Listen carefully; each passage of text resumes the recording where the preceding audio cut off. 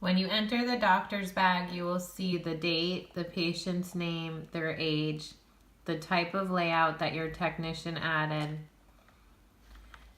The summary tab is a summary of all of the information if they're an established patient. The chief complaint tab, you're going to want to see if your technician entered their last eye exam date here if they're a new patient. You can enter their primary care information if they're diabetic. To add the chief complaint, you will click on that green plus and a box will pop up. You can either start typing to get the words to populate, like B will populate blur at distance and near, or you may use the drop downs and check the one you want and hit OK.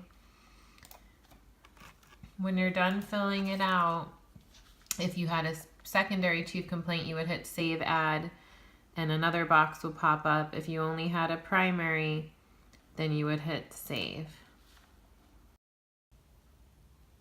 Next is the Health History tab, which contains the ocular history, family history, their social history, and tobacco use. To enter each item or section, you would click on the grid and then you can fill out yes or no for the items you asked and then hit save. Same for family and for social and tobacco. If the patient's established and everything is current on this tab and nothing has changed, you may click the blue check to document that you asked if there was any changes. Next is the medication tab. You can see current meds if they're established, as well as allergies. If they're new, you would again use the green plus, and then you can start to type a couple letters,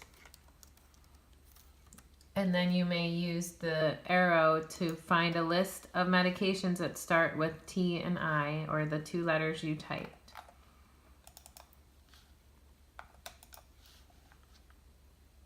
Allergies, you would enter or click NKDA for no known drug allergies, or if they have an allergy, you would hit the green plus and you can pull down a list of popular medication allergies. If you're prescribing a new medication at the end of your exam and you needed to come back and print a prescription, again, you would enter what you want to prescribe, then use the drop down, and then you would need to enter your prescriber name,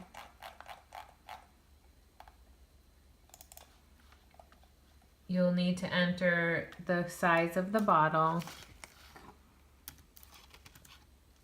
and the unit measure. If you want an expiration, you may enter that. And of course, how many refills. And if generic is allowed or not allowed, you would check this box. You would then hit save. And then if you click on it and go to print prescription, you now have a prescription ready for your patient.